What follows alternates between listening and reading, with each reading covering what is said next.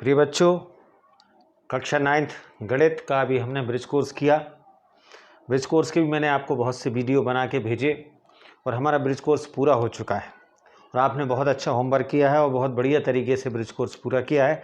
अब हम शुरू कर रहे हैं, हमारी जो गणित की टेक्स्ट बुक है, गणित की मुख्य पुस्तक है, उसको शुरुआत करने जा रहे हैं।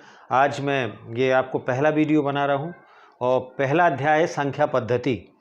गणित का पहला अध्याय संख्या पद्धति, हम वहीं से शुरू करते हैं और आपको समझाने की कोशिश करते हैं कि आखिर संख्या पद्धति है क्या।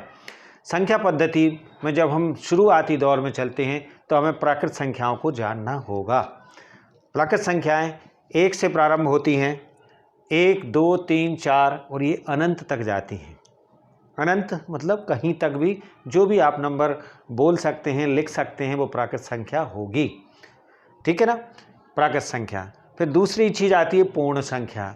अगर प्राकृत संख्या में शून्य और शामिल कर दिया जाए तो वो पूर्ण संख्या बन जाती है। प्राकृत संख्या में यदि और शून्य शामिल कर दिया जाए तो वो क्या बन जाती है? पूर्ण संख्या। थोड़ा थोड़ा अंतर है, ध्यान रखना, इनको याद कर लेना। फिर आते हैं पूर्णांक। पूर्णांक क्या होते हैं? ये संख्या रेखा का अध्ययन हमने कर लिया है, थोड़ा बहुत ब्रिज कोर्स में देखा था। शून्य से इस ओर भी जाती हैं कुछ संख्याएं और इस ओर भी आती हैं। शून्य के इस ओर जो जाते हैं, ये बड़े 1, 2, 3 लिखे हैं, ये धन पूर्णांक कहलाते हैं। और बाईं ओर चलते हैं ऋण 1, ऋण 2, ऋण 3, ऋण 4, ऋण 5, ऋण अनंत तक, 1, 2, 3 धन अनंत तक, ये सारे पूर्णांक हैं। पूर्णांक मतलब पूरे अक्षर, बटे वाली संख्या नहीं होना चाहिए, पर में नहीं, तो पूर्णांक कहलाते हैं। तो एक साइड के धन पूर्णांक, दूसरे साइड के ऋण पूर्णांक, दोनों मिलके कहलाते हैं पूर्णांक संख्याएं। तो अब हमने देखा कि प्राकृत तो भाई 1 से शुरू थी, पूर्ण उसमें और थोड़ी शामिल हो गई, परमेय संख्या और बड़ी हो गई, तो वो हो जाती है पूर्णांक संख्याएं, पूर्णांक संख्या। अब बात आती है परिमेय संख्याओं की। परिमेय संख्या क्या है? P/Q रूप की लिखी जाती हैं। P/Q रूप की, जैसे लिखा हो 5/3, 3/4, तो ये सारी परिमेय संख्याएं होती हैं। अब आप कहोगे साहब एक भी परिमेय है, क्योंकि 1/1 लिख सकते हैं। 2 भी क्या है? परिमेय संख्या है, क्योंकि 2/1 लिख सकते हैं। 3 परिमेय संख्या है, क्योंकि हम 3/1 लिख सकते हैं। ऋण 1 भी एक परिमेय संख्या है, क्योंकि हर जो पूर्णांक है उनके बटे 1 लिखा जा सकता है। ऋण 2 भी एक, मतलब जितने पूर्णांक हैं वो तो परिमेय हैं ही, और इनके बीच में भी अनंत, प्रत्येक पूर्णांकों के बीच, प्रत्येक 2 पूर्णांकों के बीच अनंत परिमेय संख्याएं होती हैं। मतलब समुच्चय, सेट, जो समूह है वो धीरे धीरे बढ़ता जा रहा है।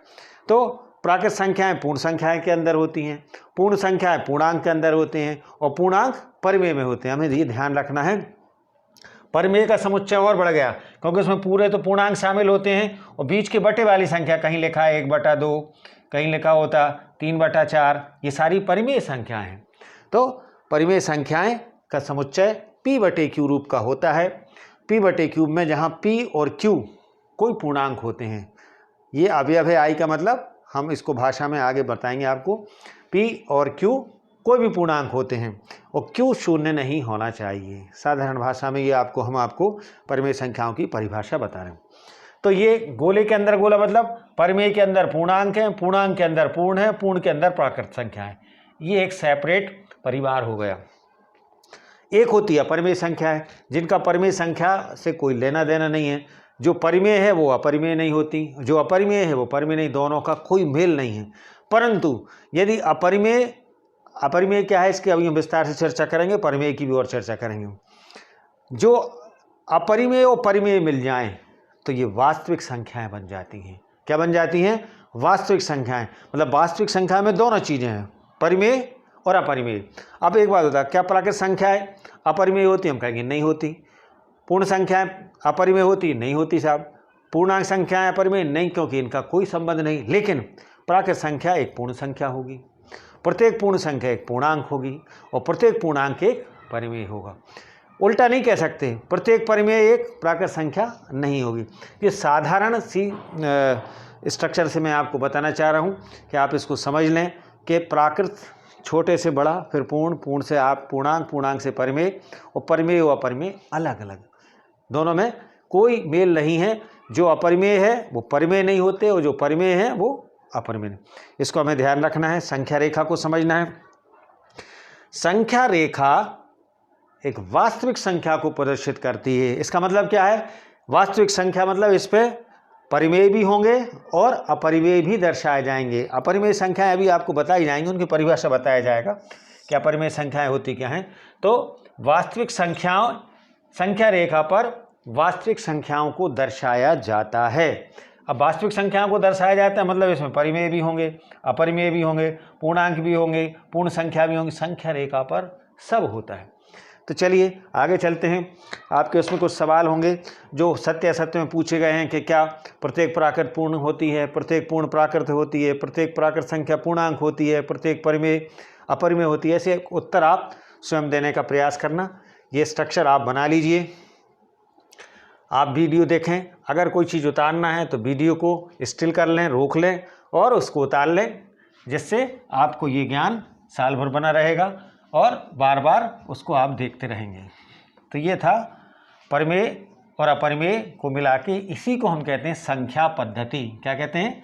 Number system. अब जो सवाल है, परीक्षा की दृष्टि से सवाल कैसे आते हैं, कुछ सवाल मैं ले रहा हूं जो अभी भी आपको आएंगे और पिछले सालों से आ रहे हैं। 3 सवाल हैं, तीनों सवालों को मैं एक साथ ले रहा हूं और परिमेय अपरिमेय का और विस्तार से अध्ययन अपन अगले वीडियो में करेंगे। अभी मैं क्रम से सवाल ले रहा हूँ। सवाल 3 दिए गए हैं। पेज नंबर 4 पर उदाहरण 2 है, एग्जाम्पल 2, पेज नंबर 4 पे। उसमें लिखा हुआ है 1 और 2 के बीच में, ये आप कॉपी में उतार लेना बेटा, 1 और 2 के बीच 5 परिमेय संख्या लिखी है। कितनी? 5 परिमेय संख्या लिखो। एक सवाल ये है, परिमेय संख्याएं लिखी है। एक सवाल तो ये आता है। फिर एक सवाल और मैं लिखता हूं, वो दिया है प्रश्नावली में, प्रश्नावली 1.1 में दूसरा सवाल। दूसरा सवाल पेज नंबर इसका दिया हुआ है 6, प्रश्नावली 1.1, प्रश्नावली 1.1। उसमें लिखा हुआ है 3 और 4 के बीच में, 3 और 4 के बीच 6 परिमेय संख्याएं लिखी है। 6 परिमेय संख्या लिखी है। चलो मैं 2 सवाल लेता हूं, फिर जगह बचेगी नहीं। 6 परिमेय संख्या लिखी है। अब ऐसे सवाल आपको वार्षिक परीक्षा में आएंगे तो आप क्या करेंगे? 1 और 2 के बीच 5 परिमेय संख्या लिखना है, तो हम क्या करेंगे? इधर 5 लिखना है, इधर 6 लिखना है। कितनी लिखना है? 6। तो यदि हमें 5 लिखना है तो 1 व 2 में, 1 व 2 में अंश तथा हर, इसको अंश तथा 1/1 मान लेंगे और 2/1 मान लेंगे। अंश तथा, यहां से हल शुरू हो गया हमारा। अंश तथा हर में, पहला अध्याय कुछ कठिन है बेटा, ध्यान रखना, बाकी किस सरल है। 5 में 1 जोड़ दिया, 5 धन 1 बराबर 6 का गुणा करने पर, क्या का गुणा कर रहे हैं हम? 5 धन 1, जितनी लिखना थी उससे 1 बढ़ा के गुणा करने पर। तो यहां अपन को 3 और 4 के बीच 6 लिखना है। 3 कितनी संख्या लिखना है? 6। 3 और 4 के बीच में लिखना है, तो 3 और 4 में हम क्या कर लें? अंश तथा हर में, अंश तथा हर में। अब यहाँ 6 है, इधर कितनी थी? 5, तो 6 धन 1, 7 का गुणा करें। कितने गुणा करें? 7 का गुणा। तो क्या समझ में आया कि जितनी संख्याएं लिखना हो उसमें 1 जोड़कर अंश और हर में गुणा करते हैं हम। करने पर इसकी 2-3 विधि है, ये सबसे सरल विधि है। 1 धन 2 जोड़ के बटे 2 कर लें, फिर वो थोड़ा सा कठिन हो जाता है। तो हमने देखा कि 1 में गुणा किया कितने का? 6/6 का, तो ये हो जाएगा 6/6। कितनी हो गई? 6/6। और 2 में किया, 2 गुणा 6/6, तो 2 का गुणा इसमें हुआ तो 12/6। इससे क्या होगा 6/6 और 12/6 के बीच में हमें 5 संख्या लिखना है, तो बड़ी आसानी से जाएंगे। 1 में 6/6 का गुणा किया तो कितना 6/6 हो गया। 2 में 6/6 किया तो अंश अंश का गुणा होता है, 6 दूनी 12/6। इनके बीच 5 परिमेय संख्याएं कौन सी होंगी? 5 परिमेय संख्याएं। अब आपको क्लियर है। एक हो जाएगी 7/6, कौन सी हो जाएगी? 7/6, 8/6, 9/6, 10/6 और 11/6। इन दोनों के बीच में हो गई कि नहीं? 7/6, 8/6, 9/6, ये हमारी 5 संख्याएं हमने लिख दी। इसी तरह से में क्या होगा, हम काय का गुणा कर रहे हैं? 7 का। जितनी लिखना थी, जितनी संख्याएं परिमेय संख्या लिखना थी, उससे एक जोड़कर अंश तथा हर में गुणा करना है। तो 3 गुणित 7/7, तो ये हो जाएगा 7 3 21/7, कितना? 21। और 4 में भी हम गुणा कर दें काय का? 7 का, ऊपर भी और नीचे भी, तो कितना हो जाएगा? 4 7 28/7। अब इनके बीच में कितनी लिखना थी? 6। अब आ जाएंगी 22/7, 23/7, 24/25, 26, 27, 28। अतः इनके बीच 6 परिमेय संख्याएं। कितनी? 6 परिमेय संख्याएं कौन कौन सी हो गई? एक हो जाएगी 22/7, बीच में लिखना है इनको छोड़ के 22/7, 23/7, 24/7, 25/7, 26/7 और 27/7 हो गई 6। तो ये तरीका है यदि दिया जाए किन्हीं दो ये 3 भी एक परिमेय होती है, ध्यान रखना आप। ये पूर्णांक तो है ही, लेकिन इसको 3/1 कहते हैं। 4 प्रत्येक पूर्णांक परिमेय होते ही हैं। 4/1 ये भी एक परिमेय है। तो कुछ चीज़ें धीरे धीरे आपको समझ में आएंगी। 1 और 2 के बीच 5 परिमेय आप इसी तरह से उतार लेना। हाँ, इसको हल करना। इनमें से एक आध सवाल जरूर परीक्षा में आता है। ये 2 सवाल हो गए। इसी जैसे एक सवाल और दिया है, तो थोड़ा अलग हटके है, बटे वाला है, उसको मैं भी बता देता हूँ। अभी तक हमने ब्रिज कोर्स किया था, तो ब्रिज कोर्स थोड़ा सरल था। ब्रिज कोर्स में वो चीज़ें थी जो हमने 6ठी 7वीं 8वीं पढ़ी थी, लेकिन अब यहाँ पर कुछ चीज़ें कठिन होंगी। 9th का गणित थोड़ा सा बच्चों को कठिन लगता है शुरुआती दौर में, क्योंकि ये संख्या पद्धति है और शुरू में ही परिमेय अपरिमेय संख्याएं आ गई। सबसे कठिन तो वही अपरिमेय समझने में लग जाता है बच्चों को। एक सवाल और है इसका, तो अभी आपको थोड़ा सा ऐसा लगेगा कि ये कठिन है, लेकिन बाद में सब समझ में आने लगेगा। एक सवाल दिया है, तीसरा सवाल पेज नंबर 6 पर। तीसरा सवाल पेज नंबर 6 पे दिया है। ये इंपॉर्टेंट सवाल है। 3/5 और 4/5, 3/5 और अभी मैं आपको जितने सवाल कराऊँ आप वही हल कर लेना फेयर कॉपी में। के बीच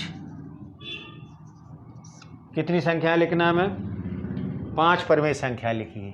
कितनी? 5 परिमेय संख्याएं लिखी है। अभी अगर तिमाही होगी तो उसमें भी ये सवाल आ सकते हैं, खास बिल्कुल, तो उनको आप कर लें। तो ये 3 सवाल बता रहा हूँ, 2 पहले बता दिए, इनमें से एक सवाल जरूर आएगा डेफिनेट। अब अगर ये 3/5 और 4/5 यदि इनके हर समान हैं, तो हम इनको 10 का गुणा करते हैं ऊपर नीचे। हल में हम लिखेंगे 3/5 को हम लिखेंगे 3 गुणित 10 बटे 5 गुणित 10 बराबर 30/50। अर्थात इधर भी 0 बढ़ा दिया, इधर भी 0 बढ़ा दिया। इसी तरह 4/5 को हम ऊपर भी 10 का गुणा किया और नीचे भी 10 का गुणा किया, क्योंकि गुणा 10 का गुणा अंश करने से कोई अंतर नहीं पड़ता। तो इस तरह से हो जाएगा 40/50। ऐसा करने से इसके बीच में आप कितनी संख्या लिख सकते हो? 31/50, 32/50, 33/50, 34/50, 35/50, 36/50। हम 8 संख्याएं लिख सकते हैं, 9, लेकिन हमें तो लिखना है 5। अतः हमारा सवाल हुआ 3/5 और 4/5 के बीच 5 परिमेय संख्याएं, जौन सी आपको लिखना हो अच्छी लगे वो लिख सकते हो। परिमेय संख्याएं कौन कौन सी लिख दें? एक तो हमने लिख दिया 31/50, फिर छोड़ दिया, चलो क्रम से लिख दो 32/50, 33/50, 34/50 और 35/50। इस तरह से ये 3 सवालों में से एक सवाल आएगा, वो ध्यान से कर लेना। इसके बाद चौथे सवाल में ऑब्जेक्टिव दिए हैं, वो वही हैं जो अभी मैंने आपको समझाए थे। क्या प्रत्येक प्राकृत संख्या पूर्ण संख्या होगी? हाँ होगी। क्या प्रत्येक पूर्ण संख्या परिमेय होगी? होगी। यदि आप चार्ट देख लेंगे तो चार्ट से आपको सब समझ में आ जाएगा कि सत्य असत्य में क्या सही है और क्या गलत है। अब हमें 2-3 सवाल दिए गए हैं, उनको मैं करता हूँ। एग्जाम्पल 3,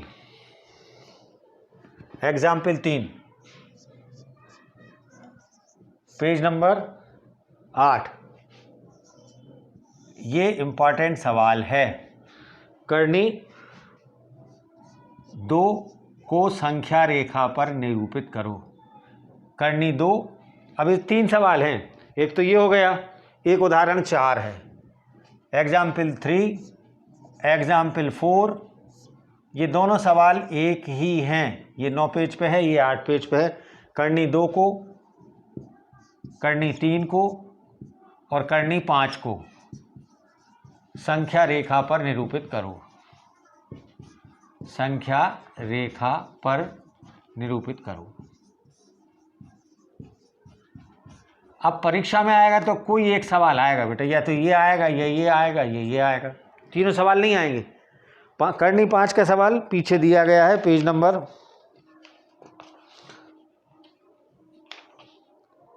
3 सवाल 10 पेज पे। ये जो है कर्णी 5 का जो है वो 3 सवाल है 10 पेज का। 3 सवाल ले रहा हूं मैं, एग्जाम्पल 3, एग्जाम्पल 4 और 3 सवाल 10 पेज पे। ये वाला 3 सवाल है। एग्जाम्पल 3 ये वाला है, एग्जाम्पल 4 ये है। 3 अलग अलग सवाल हैं। कर्णी 2, कर्णी 3 और कर्णी 5 को संख्या रेखा पर निरूपित करना है। परीक्षा में आएगा तो एक सवाल आएगा, कन्फर्म है 3 में से एक सवाल जरूर आता है। इसके लिए अच्छे से तैयारी करना है। अभी हम शुरू करते हैं कर्णी 2 से। क्या कर रहे हैं? कर्णी 2 को संख्या रेखा पर निरूपित करने की कोशिश करते हैं। तो संख्या रेखा पर निरूपित करने के लिए आपको एक रेखा खींचना होगी। थोड़ा सा और नीचे ले लेते हैं इसको, यहाँ से शुरू करते हैं। ये मान लो मैंने संख्या रेखा बना दी।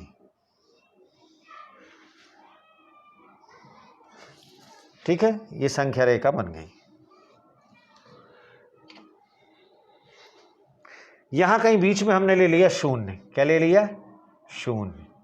और यहां कहीं हमने मान लिया कि ये 1 के बराबर है। ये कोई भी दूरी ले सकते हो, कोई दिक्कत नहीं। और ये दूरी आपकी हो गई 2 की, और ये आगे तक जाती है, लेकिन हमें आगे ज़रूरत नहीं है। यहाँ पर होगा ऋण 1 और यहाँ पर होगा ऋण 2। इससे पहले एक चीज़ और ध्यान रखना, इस सवाल में लगेगी एक समकोण त्रिभुज। कौन सा त्रिभुज? समकोण त्रिभुज। समकोण त्रिभुज हमेशा ऐसा होता है, और इसमें ये भुजा कर्ण कहलाती है। 90 अंश के सामने वाली भुजा क्या कहलाती है? कर्ण। बहुत चीज़ें नई सीखने मिलेंगी आपको। और ये कहलाती है आधार, और ये कहलाता है लंब। समकोण त्रिभुज में ये भुजाओं के लिए परिभाषा है। इसमें एक पाइथागोरस प्रमेय लगती है। पाइथागोरस प्रमेय वो कहलाती है कर्ण का वर्ग बराबर लंब का वर्ग धन आधार का वर्ग। इस प्रमेय का उपयोग अभी हम यहाँ पर हम इस सवाल में करेंगे। पाइथागोरस प्रमेय का उपयोग हम करेंगे सवाल में कि कर्ण का वर्ग बराबर लंब का वर्ग धन आधार का वर्ग, इसका यूज करेंगे। अब हमें कर्णी 2 को संख्या रेखा पर दर्शाना है। तो अब हमें क्या करना है? ये जो एक निशान है इसको हमने मान लिया A, इसको मान लिया B। एक वाली जो दूरी है इस पे हमें लंब खींचना है। क्या करना है? लंब खींचने के 2-3 तरीके हैं। या तो आप प्रकार के माध्यम से खींच सकते हैं, हमने आपको ब्रिज कोर्स में सिखाया था कि ऐसा एक चाप लगाएंगे, है ना। और लेकिन यहाँ पर मैं आपको थोड़ा सा ये बता रहा हूँ कि चाप न लगा के आप तो सेट स्क्वायर ले लें, इससे आप ऐसी मिला लेना इस रेखा से, और इसको आप ऐसे 90 अंश का कोण बना देना। ये सीधा 90 अंश का कोण बन रहा है, इसको और आगे तक बढ़ा देना। तो ये 90 अंश का कोण कहाँ बनाया? जहाँ 1 लिखा था, ध्यान रखना, ऐसे बनाया। ये देखिए ये 90 अंश का। और अगर हम इससे प्रकार से बनाते, प्रकार से भी बन जाता। कैसे बनता? हमने आपको बताया था कि एक चाप हम ऐसी लगाएंगे। ये चाप इस पर टिकती नहीं है बोर्ड पे, इसलिए परेशानी होती है, छोटी भी है ये थोड़ा। चलिए ऐसे बना लीजिए। और ये 90 अंश का कोण बनाना है, थोड़ा कठिन काम है, इसमें भी इसमें भी इसमें भी, तीनों में ये काम शुरुआत में करना ही है। फिर हम क्या करेंगे, हमने देखा कि जितनी दूरी इधर है ये 1 की, वो हम यहाँ से लेके काट देंगे। दूसरा काम हमने क्या किया, जितनी दूरी ये 1 की हमने मानी थी और वो हमने यहाँ पे काट दी। तो ये दूरी और ये दूरी समान है और 1-1 के बराबर है। काय के बराबर है? 1-1 के। इसको नाम दे दिया C। क्या नाम दे दिया? C। इसको हमने यहाँ मिला दिया। ज़्यादा जनरली ये जो बनाया जाता है 90 अंश का कोण हम प्रकार से बनाते हैं, लेकिन अभी ये शुरुआती दौर में है, जब कक्षाएं होंगी तब मैं आपको। अब ये कोण तो 90 का रहा ना, क्या रहा? 90 का। तो ये चीज़ क्या बन गई? कर्ण। क्या बन गई? कर्ण। ये है लंब, ये है आधार। एक लंब होता है, एक आधार। तो कर्ण का वर्ग जो होता है लंब और आधार के वर्ग के बराबर होता है। तो हमारे पास लंब कितना है? 1। कितना है? 1 का वर्ग। और आधार कितना है? वो भी 1 का वर्ग। तो 1 + 1 बराबर 2। कर्ण का वर्ग बराबर 2, इसलिए कर्ण बराबर जो हो जाता है, यहाँ का वर्ग हट के वहाँ वर्गमूल लगता है, तो कर्णी 2। ये जो हमें मिला है कर्ण, वो कर्णी 2 के बराबर निकल आया है। कठिन है। ये 1, तो ये उसका लंब कर्णी 2 हो जाएगा। ऐसा हम क्यों कर रहे हैं? क्योंकि हमें कर्णी 2 को संख्या रेखा पर दिखाना था। अब संख्या रेखा पर दिखाना है तो इसकी लंबाई को नापो आप, कैसे? प्रकार से, कर्णी 2। और इसको यहाँ ले जाके हमें ये लाइन निशान लगाना होगा, चाप। क्या लगाना होगा? ये दूरी जो हो गई, अब आप बताएं यहाँ से यहाँ तक की दूरी कितनी हो गई? यहाँ से यहाँ तक की दूरी कर्णी 2 हो गई, क्योंकि जो दूरी यहाँ थी वो हमने यहाँ नाप ली, इसको हमने नाम दे दिया D। तो AD बराबर कितना हो गया? AD बराबर कर्णी 2। ये कहलाता है कर्णी 2 को संख्या रेखा पर दर्शाना। ये चित्र से तो हमने केवल नाप के लिए किया था। कर्णी 2 कहाँ से कहाँ तक है? A से लेके D तक कर्णी 2 है। तो कर्णी 2 को हमने संख्या रेखा पर दर्शाया। ध्यान देना क्या किया था, पहले हमने संख्या रेखा बनाई थी। संख्या रेखा पर यहाँ से 0, 1, 2 चिन्हित किए थे, एक पर एक लंब खींचा था। लंब चाहें तो आप इससे खींच सकते हैं। मेरी प्रकार ज़रा हिल रही है, इस पर गलती नहीं है, मूवमेंट हो जाता है तो वो गड़बड़ होता है। एक चाप हम ऐसी लगाते हैं, देखो वो मूवमेंट हो जाता है तो वो गड़बड़ हो जाती चाप। ठीक है, ये लगा देते हैं। एक चाप हमने यहाँ लगाई, फिर इसके बाद यहाँ रख के एक चाप हमने इसको लगा दी, देखो वहीं जाएगा ये, और एक चाप हमने इसको यहाँ लगा दी, ये यहीं कटेगा। तो ऐसे भी 90 अंश का कोण बनाया जाता है, लेकिन आप ऐसे बना लेना। तो ये तो हो गया कर्णी 2 का सवाल। जब हमें कर्णी 3 का करना है तो कर्णी 2 तो पहले करना ही पड़ेगा। कर्णी 2 एक परीक्षा में आया, कर्णी 2 को संख्या ये नहीं आए, संख्या रेखा पर निरूपित करे तो हमारा सवाल हल हो गया।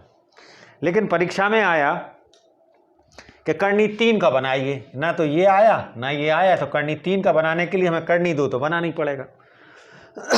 कर्णी 2 जब बन गया तब हम क्या करते हैं, फिर 90 अंश का कोण बनाएंगे। कहाँ पर? इधर पे, इस दिशा में, इस रेखा पे। कौन सी रेखा पे? अभी हमने इस रेखा पे बनाया था 90 अंश का। किस रेखा पे? इस रेखा। अब हम कहाँ पे बना रहे हैं? ध्यान देना, आप कर धीरे धीरे रुक रुक के बनाना, कठिन चीज़ें हैं ये 90 अंश का कोण बनाया और लंबा कर दिया। ठीक है, ये 9th के स्तर के बच्चों के लिए बहुत कठिन बात है, फिर भी क्या करें, वो बताना भी पड़ेगा, समझना भी पड़ेगा आपको। अब ये कर्णी 2 है। अब हम क्या करेंगे, एक को और भर लिया हमने, काय को भर लिया, एक को, जितनी दूरी ये है एक, ये दूरी कितनी थी एक, इसको भर के एक निशान लगा दिया। ये जो चाप लगाया ये एक लंबाई का है, एक इकाई का है, चाहे 1 सेंटीमीटर हो या 1 इंच हो, कुछ भी हो सकता है। जिससे हमें ए बी सी डी तो हो ही गया था, हमें ई बिंदु मिला। जब हम ई को इससे मिला देंगे, ई को हमने इससे मिला दिया ओ से, तो ये जो दूरी है वो कर्णी 3 की कहलाएगी। आप तो अभी इस चक्कर में भी ज़्यादा मत पड़ना, आप तो चित्र देखते जाओ और उस हिसाब से बनाना है। अब हमें कर्णी 3 को संख्या रेखा पर दर्शाना है, कर्णी 3 को दर्शाना है तो इसकी दूरी अब हम चाप में भरेंगे।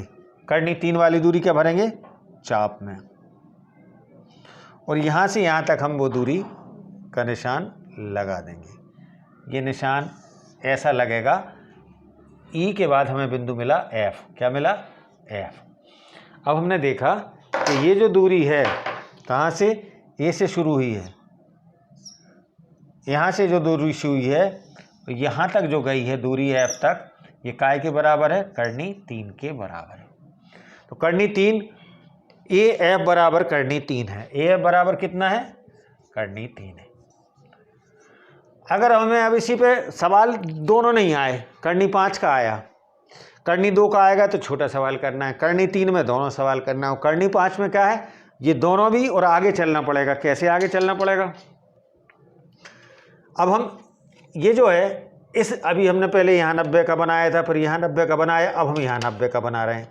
कितने का बना रहे हैं? 90 अंश का कोण बना रहे हैं। ये 90 अंश का कोण बनाया हमने, ये 90 अंश का कोण बन गया। अब हमें क्या करना है? ये सबसे कठिन चीज़ है बेटा, बहुत से बच्चे नहीं कर पाते। कर्णी 2 की जो दूरी है, कर्णी 2 की जो दूरी है वो हम यहाँ से यहाँ तक भर के निशान लगा देंगे।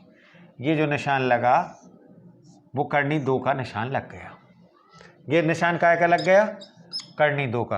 कहाँ से नापा था? यहाँ से नापा था, और यहाँ से लेके हमने क्या निशान लगाया था? यहाँ थोड़ा ज़्यादा हो रहा है, ये कर्णी 2 का निशान इतना है, और ये जाएगा यहाँ से, ये कर्णी 2 का निशान लग गया। A B C D E F. अब हमें ये मिल गया जी बिंदु। कौन सा मिल गया? जी। आप लोग कहोगे पहले वीडियो बना रहे हो सर, इतना कठिन है कि समझ में नहीं आ रहा। हमारी मजबूरी है बेटा आपको समझाएं कि ये इसी तरह से होगा, इसके अलावा इसका कोई चारा नहीं है। इसको हमने यहाँ से मिला दिया और ये जाके हो जाएगा कर्णी 5। कितना हो गया? कर्णी 2, कर्णी 3 और कर्णी 5। अब कर्णी 5 को संख्या रेखा पर दर्शाना है तो हमारा प्रकार थोड़ा छोटा पड़ जाएगा। ये जो दूरी है यहाँ से यहाँ तक की, वो हम नाप के यहाँ पे निशान लगा देंगे। कहाँ पे लगा देंगे? इधर पर कहीं निशान आएगा, ये वाला निशान। यहाँ से भरा इसको और ये निशान हमने यहाँ लगा दिया। जी एच। कौन सा निशान? एच। ये एच जो है वो है कर्णी 5। 3 सवाल हैं, ये एक सवाल नहीं है। कर्णी 2 का है एग्जाम्पल 3, कर्णी 3 का है एग्जाम्पल 4, और प्रश्न क्रमांक 3 10 पेज पे वो पूरे तीनों सवाल क्लियर हो रहे हैं इसमें। यहाँ से यहाँ तक की जो दूरी है, एच तक की दूरी, ये वाली यहाँ तक की, ये कर्णी 5 के बराबर। तो इस तरह का चित्र किताबों में आपको नहीं मिलेगा, आपको प्रकार का इस्तेमाल करना पड़ेगा। नाम कुछ भी ए बी कहीं से हमने दे दिए, सी दे दिए, फिर डी दिया, फिर ई एफ जी एच। तो ये 3 सवाल में से एक सवाल जरूर आता है। अभी हो सकता है कि आपको एकदम से समझ में ना आए, लेकिन धीरे धीरे जब आप आगे बढ़ेंगे, जब थोड़ा और कठिन चीज़ें पढ़ने लगेंगे तो ये चीज़ें समझ में आने लगे। जब आप अध्याय 8 या 9 में त्रिकोणमिति पढ़ेंगे तो आपको ये पाइथागोरस प्रमेय भी पढ़ने को मिलेगी। तो ये चीज़ें समझ में आती हैं कि एक और एक, यदि लंब एक है, आधार एक है, तो कर्ण कर्णी 2 क्यों हुआ? अगर आधार कर्णी 2 है और लंब एक है तो उसका कर्ण कर्णी 3 क्यों हुआ? क्योंकि इस प्रमेय से होता है। वो हल्का सा मैंने आपको दिया भी, इसको विस्तार से समझाना संभव नहीं है। चलिए, तो आज के लिए ये 2 चीज़ें महत्वपूर्ण हैं। एक तो वो 2 परिमेय संख्याओं के बीच में कुछ संख्याएं लिखना, और ये इन दोनों सवालों में से एक सवाल जरूर आता है। अगले वीडियो का इंतजार करें, आप वीडियो जरूर देखें, वीडियो को लाइक करें, सब्सक्राइब करें, और अब निरंतर आपको धीरे धीरे ये वीडियो बनाता रहूँगा। सारे बच्चे इन वीडियो को देखें, उतारें, सवाल हल करें।